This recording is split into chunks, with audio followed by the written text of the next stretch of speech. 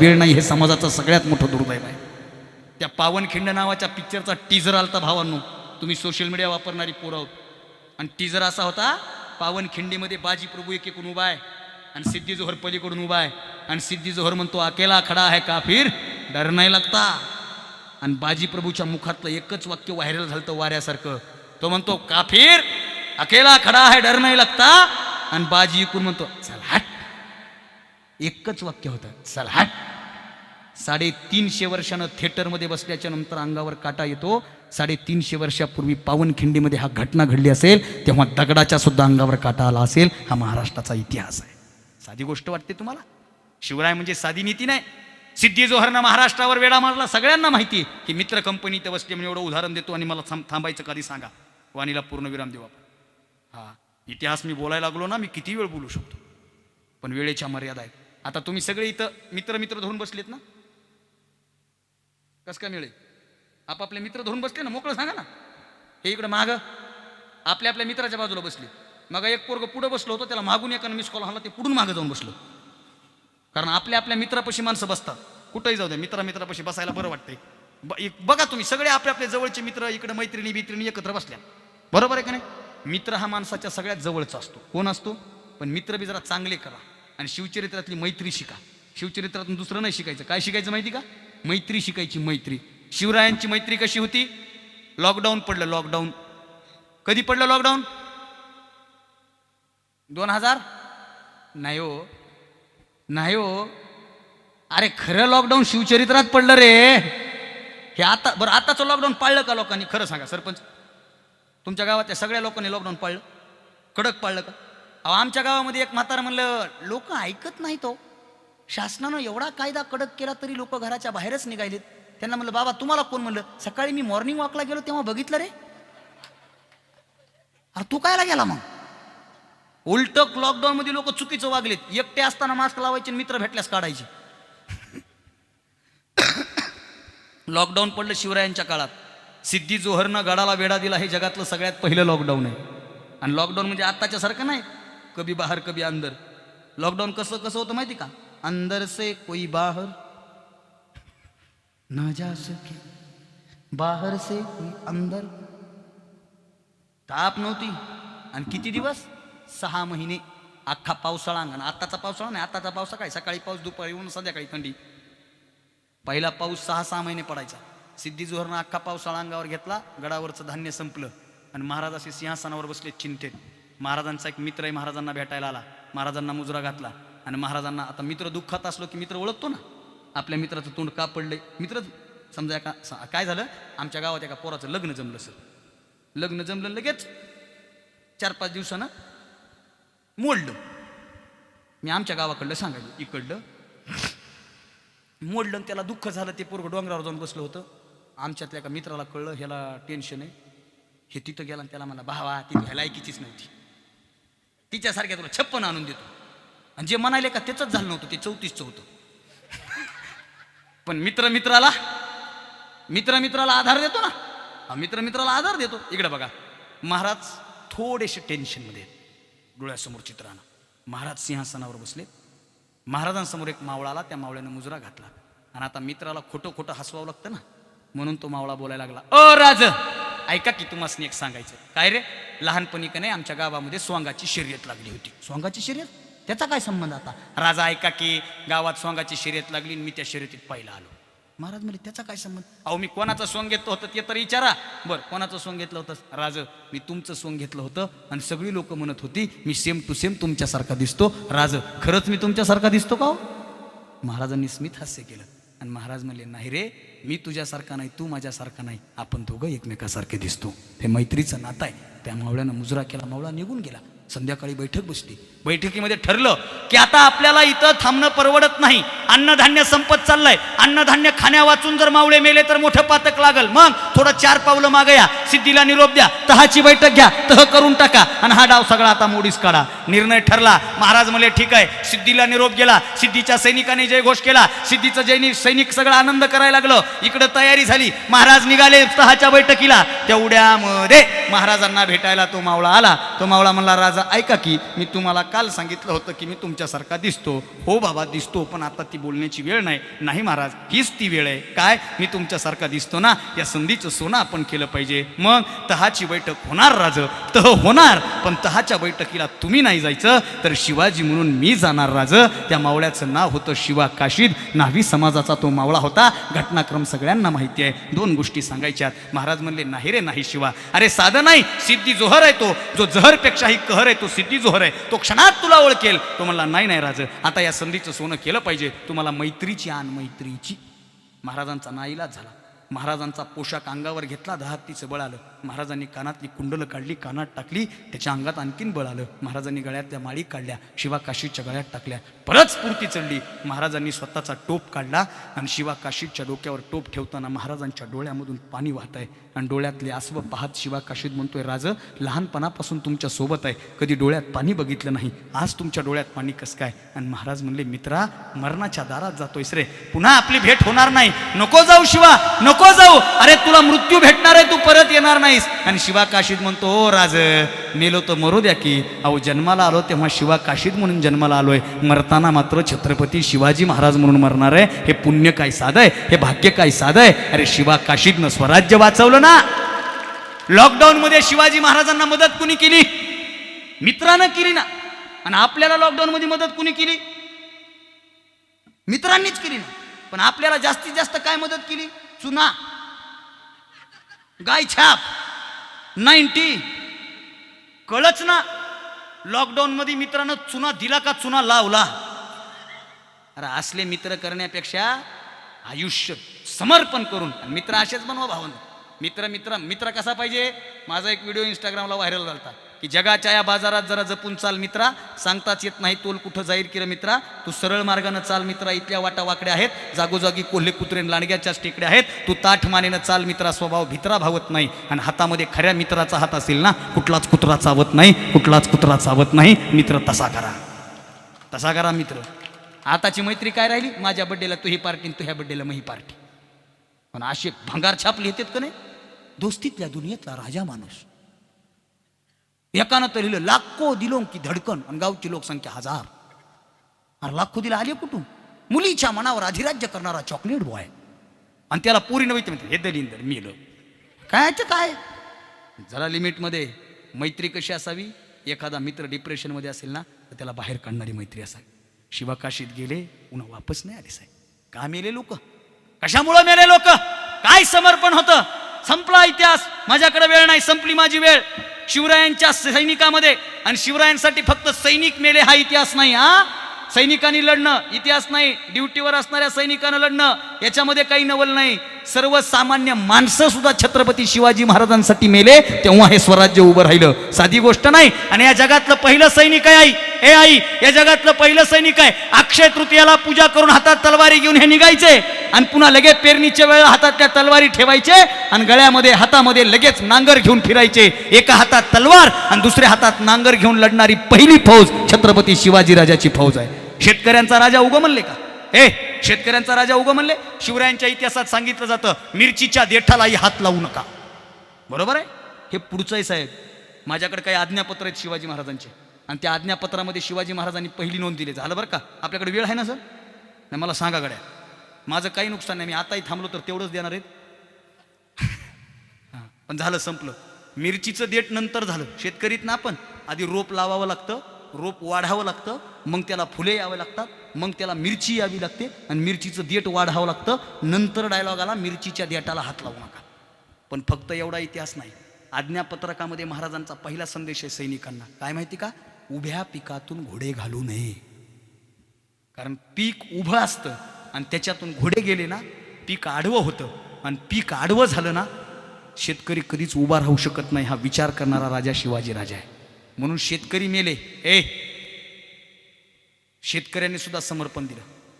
गोविंद पानसरेंनी एक पुस्तक लिहिलं, शिवाजी कोण होता, आणि त्याच्यात एक घटनाक्रम मांडला. संध्याकाळची वेळ आहे, झालं, संपलं. संध्याकाळची वेळ आहे, आणि संध्याकाळच्या वेळेला थोडासा उजेड आहे, थोडासा अंधार आहे. त्याला आपल्याकडे म्हणतात झापड पडली. काय पडली? झापड पडली. झापडपडीची वेळ आहे, आणि 5-6 घोडेवाले घोड्यावर बसून गावाच्या दिशेने येत आहेत.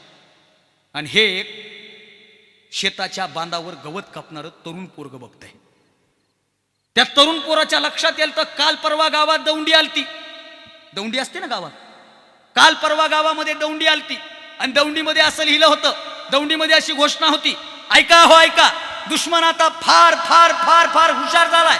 दुश्मन आता सोंग घेऊन गावात शिरतोय, पाहुण्याचे नावं सांगून गावात शिरतोय. गावात एखादा नवीन पाहुणा आला, गावात एखादा नवीन माणूस आला तर त्याची विचारपूस करा. त्याला ओळखीचा नसेल तर गावात येऊ देऊ नका. आणि ती घोषणा त्याला आठवली आणि त्यानं म्हणला, हे घोडेवाले कोणीच बघितलं पाहिजे. बांधावरचा तो पोरगा हातामध्ये इळा घेऊन घोड्यावाल्यांना थांबवतो. त्याला हटकणं म्हणतात आमच्याकडे. इकडे काय म्हणतात? जाणाऱ्या माणसं हटकीनं म्हणतात का? हटकीनं आई हटकीनंच म्हणतात का? किंवा एखाद्या जर कोणी बाजार निघाला त्याला जर पोरगं म्हणलं, काय हटकणं लावलं सर महाग, हटकीत जाऊ नको म्हणतात का नाही? म्हणजे हटकीलं की काम होत असं आपला समज आहे ना. आता आपल्याकडे बी लोक हटकीत आहेत, पण हलकट हटकीत आहेत. हो, गावात पाहुणे आले, पाहुण्यांनी पोरगं बिरगं बघितलं, पाहुणे गेले. हे निफाडला गेलेलं होतं, हे गावात आलं. ह्याच्या लक्षात आलं पलीकडल्या गलीत पाहुणे आले ते. त्याला बायकोनं सांगितलं त्याला पाहुणे आले ते. म्हणजे कुठले होते?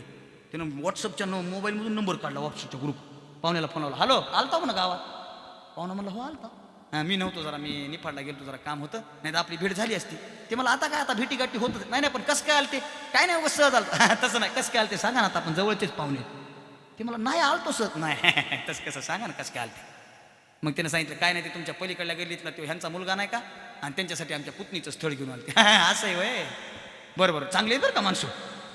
इथून सुरू होते त्याचं. माणसं चांगली आहेत बरं का.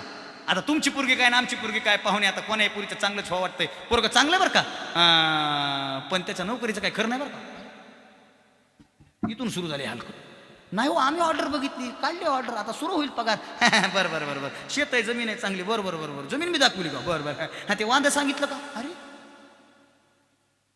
वांद म्हणजे वांद्यातली जमीन. एवढं बोलणार बा ते. शेवटी कसं आहे हो का, तुमची पोरगी काय ना आमची पोरगी काय, कोणाही पोरीचं चांगलं छोडते देणारे तुम्ही, करणारे ते आम्हाला काय, पण पुन्हा म्हणून नाही की पाहुण्यानं सांगितलं नाही म्हणून सांगणे.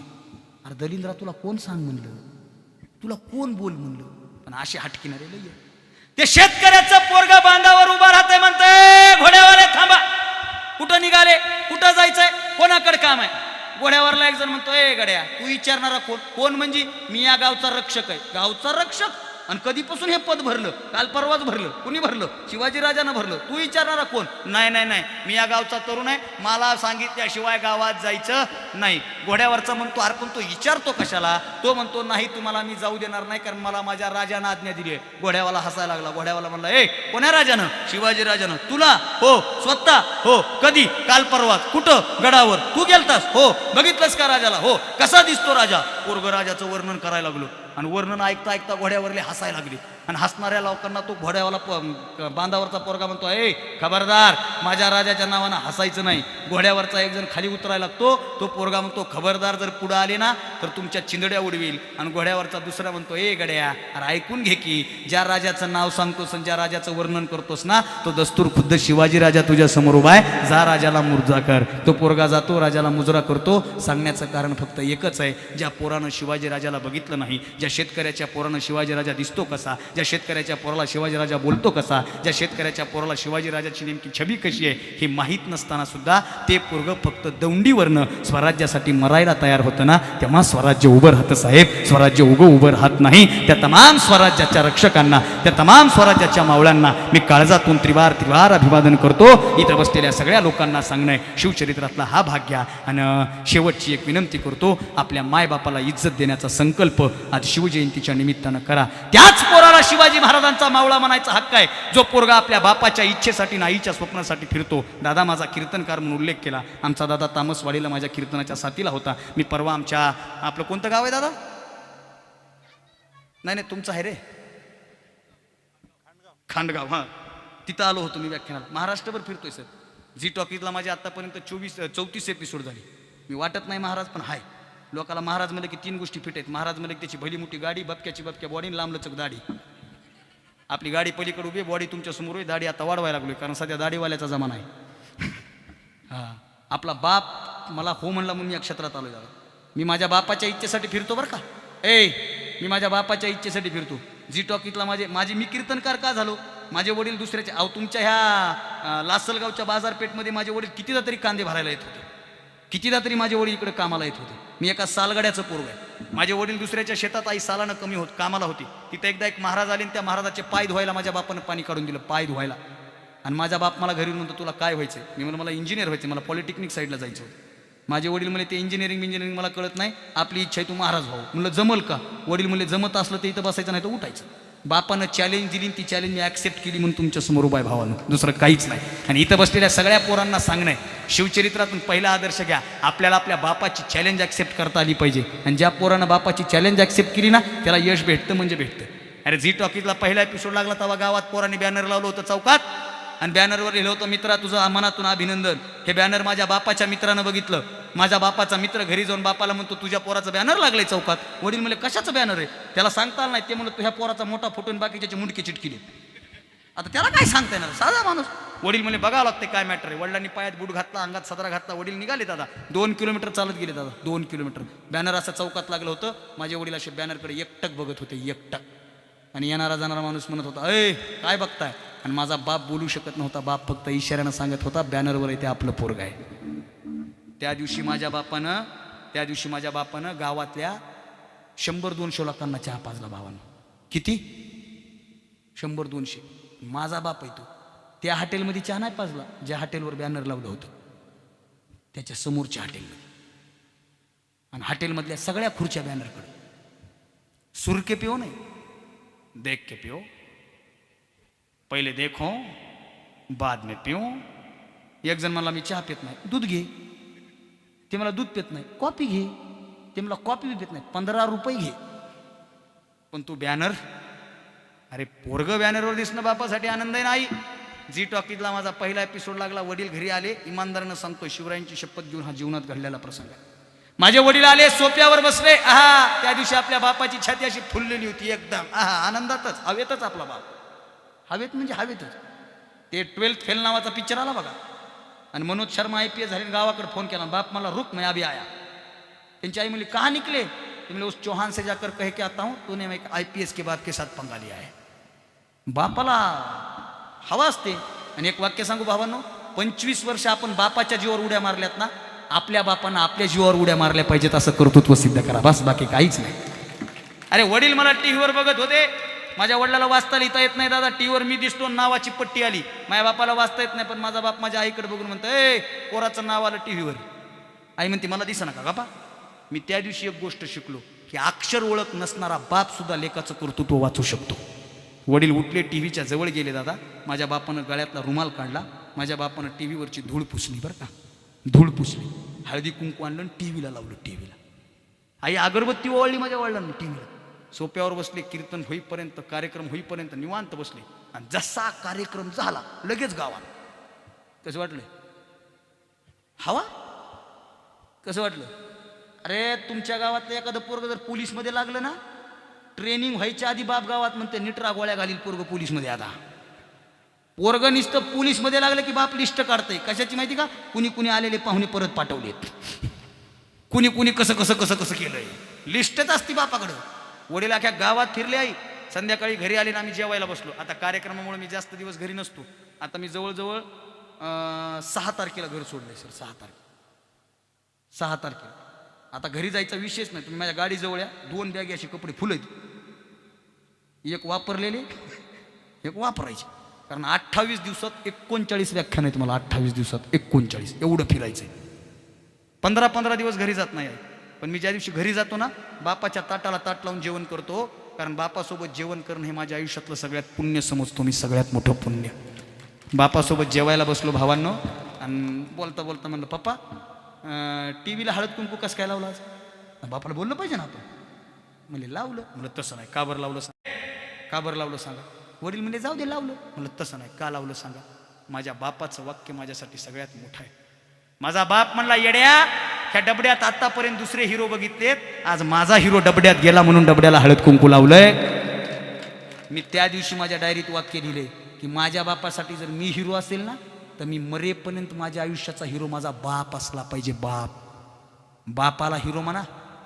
दलिंदर गाबडे हिरोला बाप म्हणाले. तो ते मुंबई इंडियन्सचा कॅप्टन बदलला बघा, आहे का नाही. रोहित शर्मा होता आणि हार्दिक पांड्या झाला. आमच्या गावचा पांड्या नाराज झाला. इमानदार न सांगतो, गावचा पांड्या जेवेच ना. त्याला म्हणलं पांडू काय झालं? पांडू म्हणला टीमचं चुकलं गड्या. रोहित सारखा कॅप्टन असताना हार्दिक पांड्याला कॅप्टन करणं मला काय पटलं नाही. मी म्हणलं पांड्या तुला गावच्या टीम मध्ये घेत नाही, तुला गावच्या टीम मध्ये घेतलं तर तू 11 जणांच्या 11 टीम केल्यास. तू माणसात माणूस ठेवला नाहीस आणि तुला त्या टीमची चिंता पडली. आता 2-4 वर्षापूर्वी ती IPLचा खेळ आहे ना, मग ती पिवळी टीम कोणती रे पोरांनो? पिवळी CSK चेन्नई सुपर. आणि त्याचा कॅप्टन कोण होता? धोनी. अहो सर ती धोनी खेळता खेळता आऊट झालो.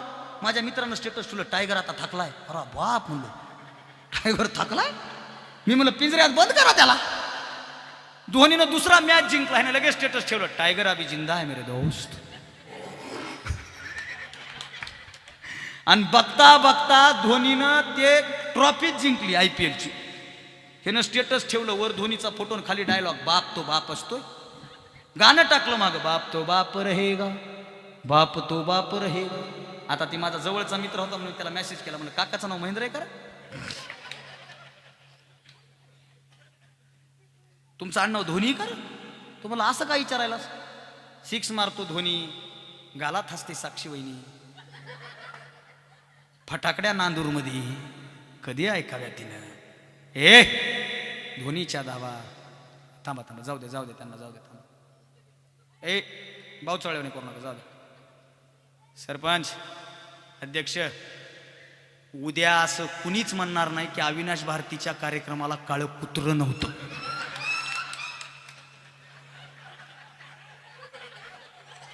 असं कुणी म्हणणार?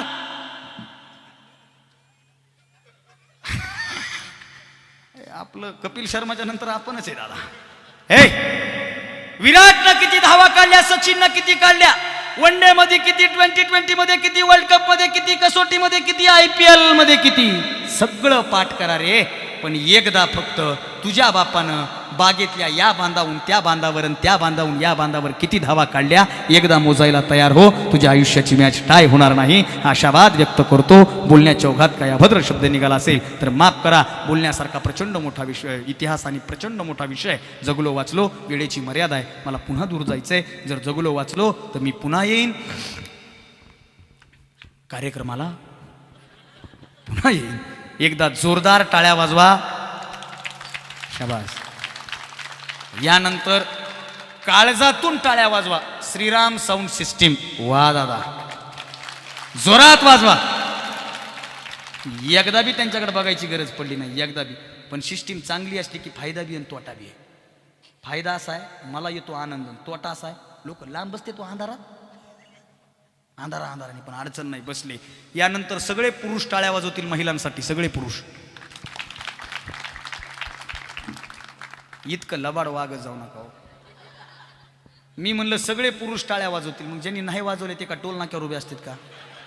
चला वाजवा जोरात. शाबास. तुम्ही वाजवा आता ह्यांच्यासाठी. याला म्हणते ती इमानदारी. उगाय का 1,500 महिना आपल्याला आहे का? 1000 तरी आहे का आपल्याला? आला का हप्ता? आला